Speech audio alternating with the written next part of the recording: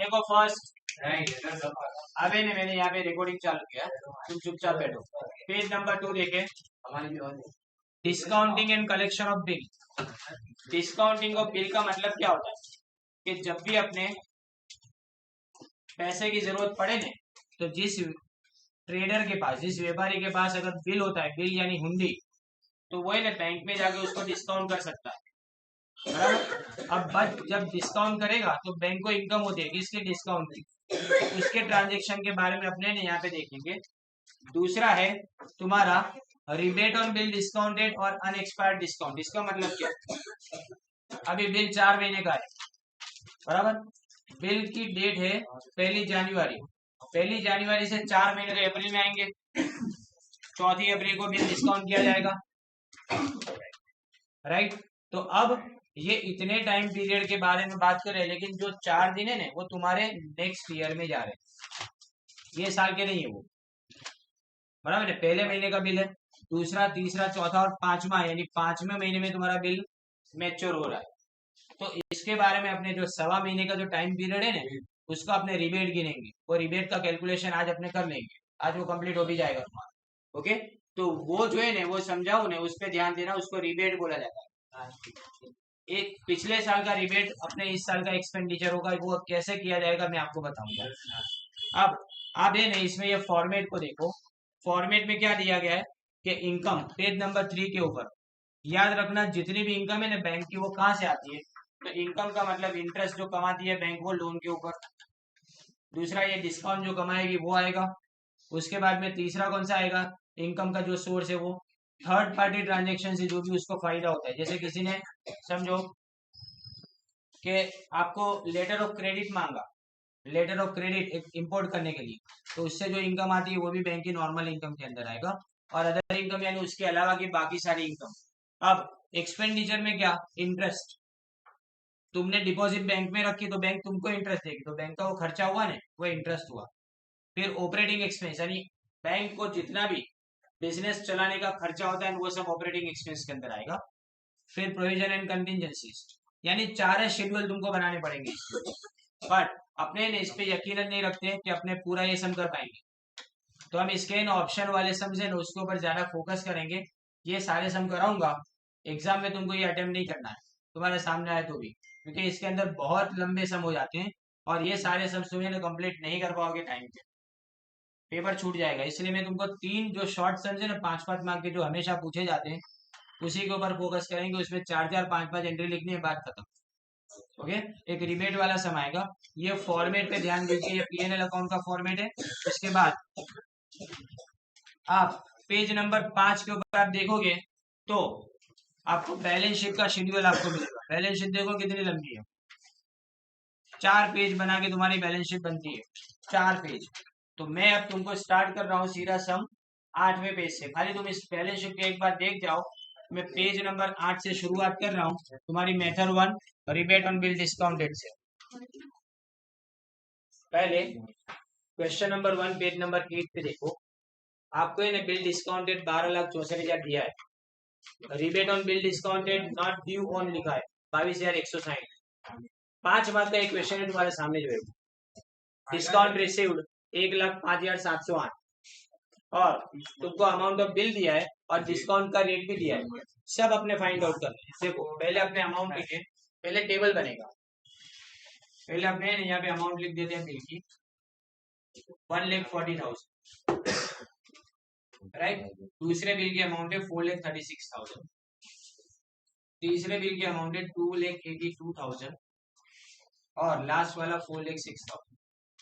Okay, अब आपको इसमें ड्यू डेट डायरेक्टली दे दी है, ड्यू डेट डायरेक्टली दी दी। देखो ड्यू डेट ना दी होने तो कैसे करने का वो भी इसके बाद वाले समय समझा, पर इस पे ध्यान दे।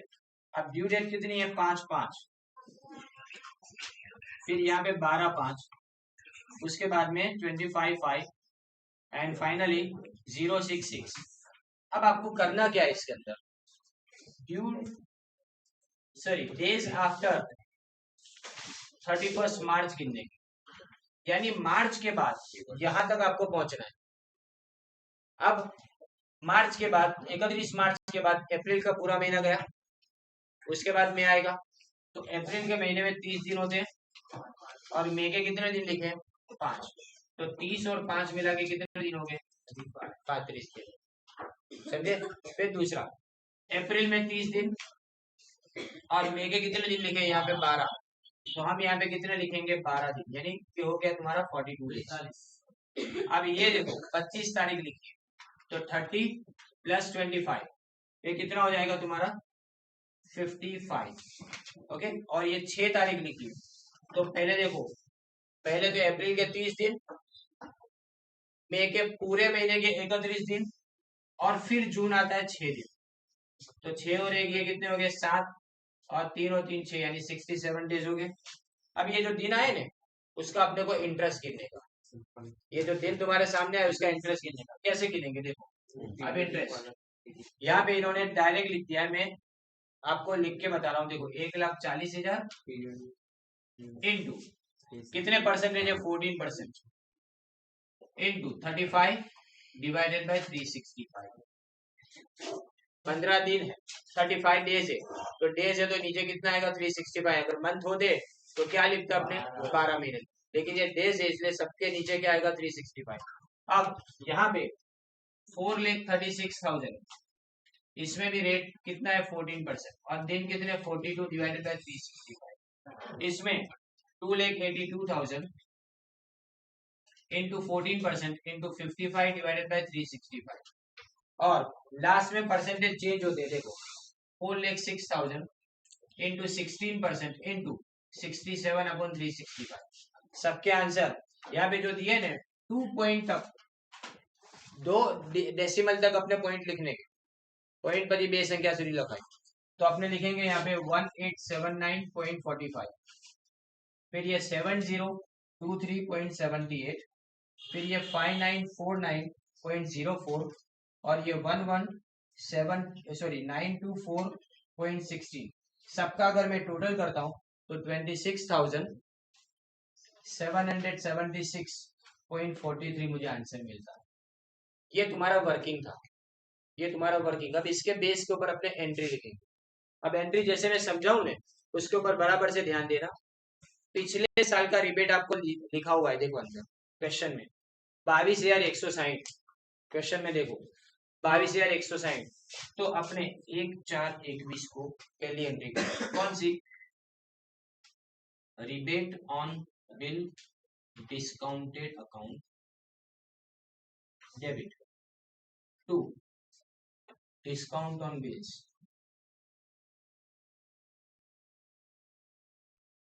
क्या हुआ?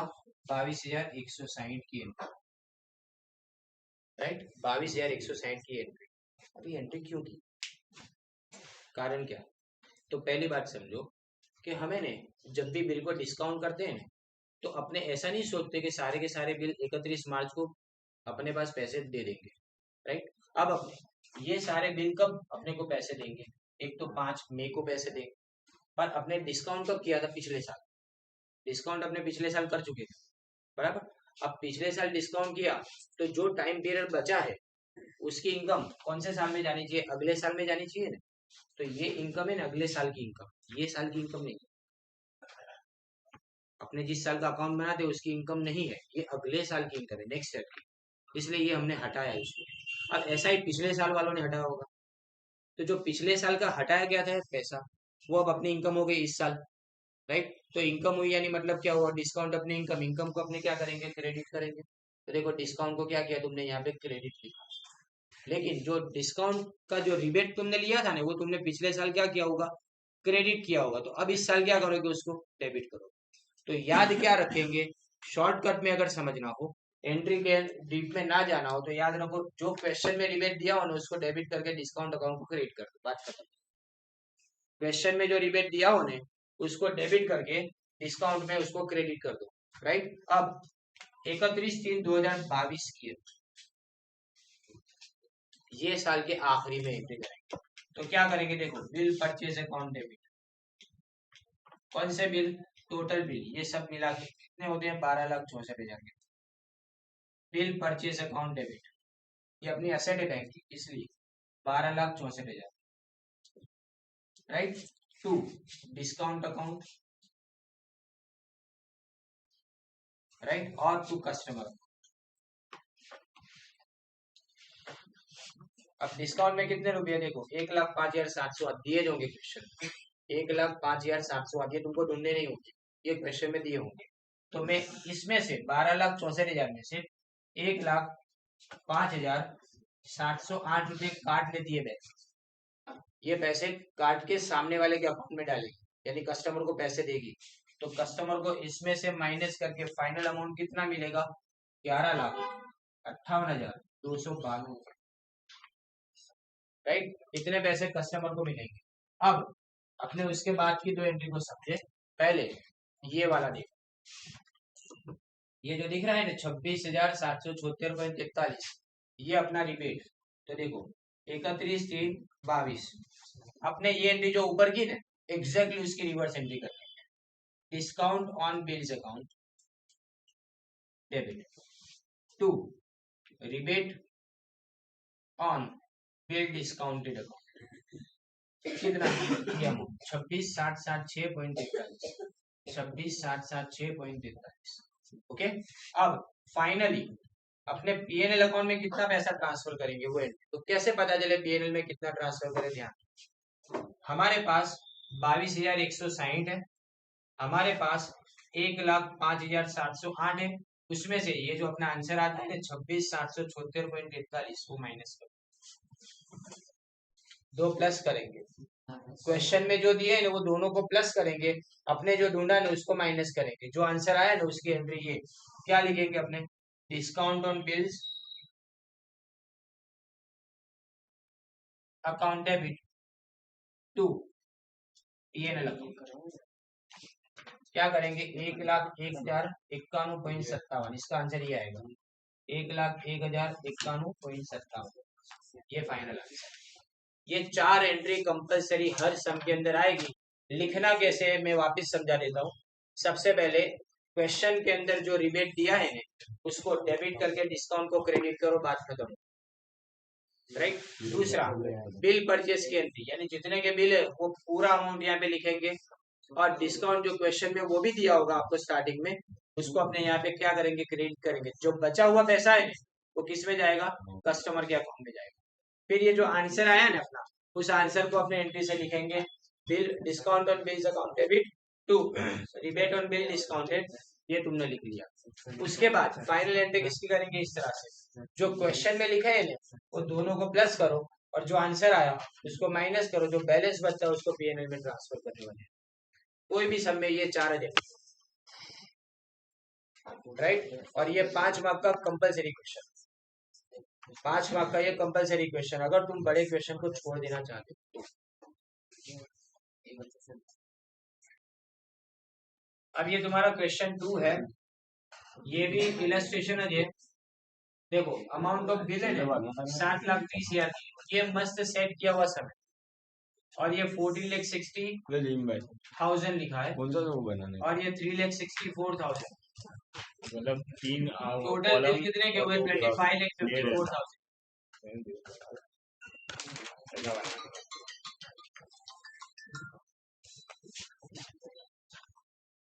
इसमें आपको है ना बिल की डेट आपको दिए, देखो date of bill, maturity date नहीं दी वो आपको देनी, यानी 17/2, यहाँ पे 7/3, और यहाँ पे 9 मार्च यानी 9/3, बराबर।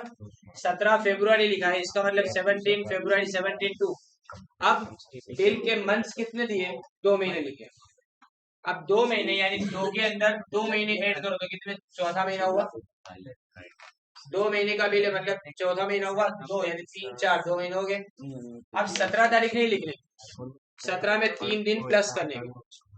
कोई भी बिल 3 दिन के ग्रेस पीरियड के साथ में होता है, 3 दिन के ग्रेस पीरियड, फिर 1 महीने का, 2 महीने का, 3 महीने का, 10 महीने का, सब में 3 दिन प्लस कर देने। तो यहाँ पे अगर मैं 3 दिन प्लस करूंगा तो कितना आएगा, 20/4, ये क्या हुआ, ड्यू डेट। और इसके बाद में 7/3, ये कितने महीने का बिल है, सिर्फ 1 महीने, तीसरा महीना है, तो यहाँ लिख देंगे अपने चौथा महीना, बराबर। और 7 तारीख लिखी है तो कौन सी तारीख लिखूंगा मैं, 10 तारीख। सेम यहाँ तीसरा महीना लिखा है, 2 महीने लिखा है तो 3, तो 4 5, 5वां महीना आएगा। 9 तारीख लिखी है तो 3 दिन प्लस कर दो, कौन सा आएगा? 12। ये ड्यू डेट लिखा, बराबर। अब मैं क्या करूंगा, ड्यू डेट आफ्टर 31/3, तो सोचो 31/3 के बाद खाली 20 दिन है। 31 मार्च के बाद खाली कितने? ये 20 दिन खाली है। इसमें कितने दिन है? खाली 10 दिन। जबकि अगर मैं इसकी बात करूं तो अप्रैल के 30 और मई के 12 दिन, तो ये मिला के कितने हो गए? 42 डेज, बराबर 45 दिन हो गए। अब सब पे डिस्काउंट आपको दिया है तो मैं डायरेक्ट इसका इंटरेस्ट फाइंड आउट कर रहा हूं।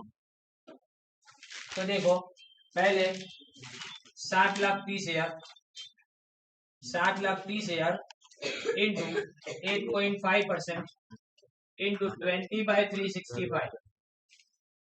7,30,000 बिल का अमाउंट, 8.5% रेट ऑफ डिस्काउंट और इंटू 20/365। वैसे ही यहाँ पे 10, तो 7 लाख नहीं, ये कितना है? 14,60,000। 14,60,000 इंटू यहाँ पे रेट डिस्काउंट का दिया है 9% इंटू 10 दिन, तो 10/365। और यहाँ पे फाइनली 3,64,000 इंटू परसेंटेज कितने? 8.75 और इंटू दिन कितने? 42 डिवाइडेड बाय 365। तो यहाँ पे तुम्हारे आंसर्स आते हैं, पहले में 3,400 में यहाँ लिखता हूँ, दूसरे में 3600 और लास्ट में 3,664.93। तो टोटल करेंगे 10,664.93 आंसर। ओके, अब देखो मैंने बोला था ना कि सेम एंट्री रहेगी, एंट्री में कोई चेंज नहीं, तो मैं एंट्री वैसे ही कर रहा हूँ। हमेशा अपने पास क्या होना चाहिए? डिस्काउंट के रिबेट की एंट्री के लिए। अब अगर तुम्हारे पास rebate on bill discounted question में दिया होता तो अपने एंट्री करते। ये क्वेश्चन कितना है? ये सिर्फ आपको डिस्काउंट फाइंड आउट करने का, बात खत्म। ऊपर कोई भी टेबल नहीं दिया है, ना तुमको कोई चीज लिखी गई है। और इसमें क्या पूछा गया है? खाली देखो, required to calculate the rebate on bill discounted. खाली आप बिल डिस्काउंट पे रिबेट फाइंड आउट करो, तुम्हारा सम खत्म हो गया, बराबर। अब मुझे ये बताओ कि ये एंट्री में करता तो ये 4 में से कहाँ पे एंट्री करता? ये अमाउंट कहाँ लिखूंगा मैं? ये जो 10,664.93 आई ना, वो थर्ड एंट्री में लिखेंगे, राइट। तो थर्ड एंट्री में ये लिखेंगे।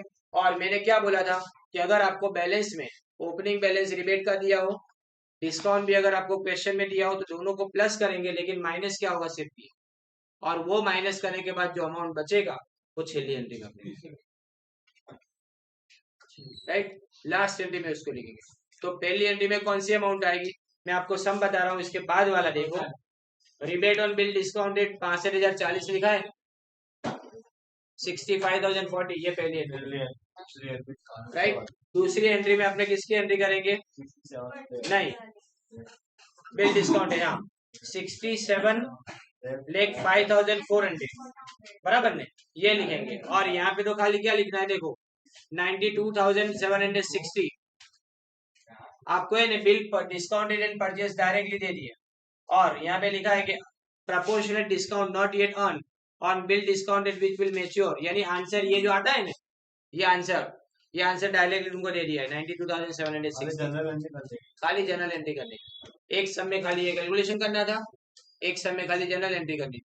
और जो पहला सम था उसमें दोनों चीजें साथ में, सब टाइप के सम यहाँ पे। इसमें नया क्या था पता है? खाली ये ड्यू डेट अपने को ढूंढनी थी, वो नया था। बाकी सब वैसे का वैसा ही था जैसे आगे वाले सब ने अपने किया। Okay done.